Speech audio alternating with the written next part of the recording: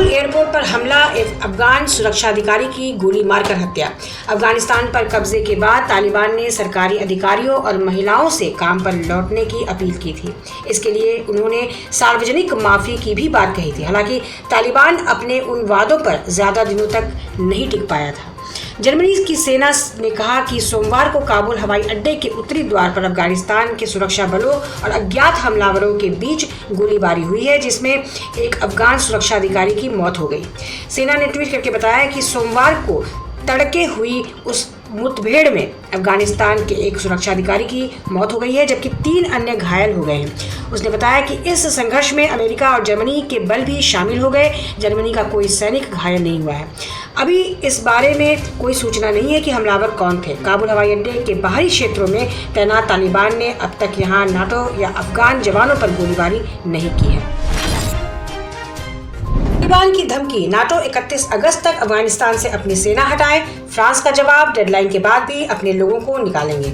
अफगानिस्तान से दुनिया भर के देश अपने नागरिकों को निकालने में लगे हुए हैं। अमेरिकी राष्ट्रपति जो बाइडेन ने भी कहा था कि 31 अगस्त तक काबुल से लोगों को निकालने का काम पूरा कर लिया जाएगा। इस बीच तालिबान के प्रवक्ता सुहैल शाहीन ने एक बयान जारी किया और धमकी भरे लहजे में कहा कि नाटो फोर्स 31 अगस्त तक काबुल एयरपोर्ट से नियंत्रण छोड़े और अपने देश लौट जाए।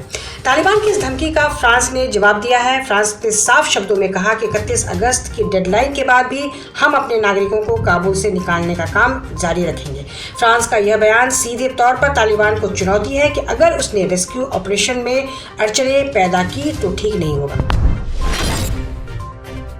अफगानिस्तान से निकाले गए भारत के 146 भारतीय नागरिक कतर की राजधानी से 4 अलग अलग विमानों के जरिए सोमवार को भारत पहुंचे। इन नागरिकों को अमेरिका और उत्तरी अटलांटिक संघीय संगठन नाटो के विमान के जरिए पिछले कुछ दिन में काबुल से दोहा ले जाया गया था।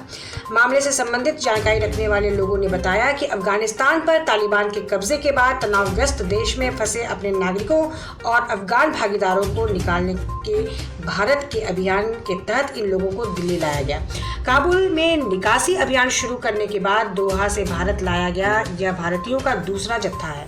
इससे पहले रविवार को दोहा से एक विशेष विमान के जरिए 135 भारतीय दिल्ली पहुंचे थे।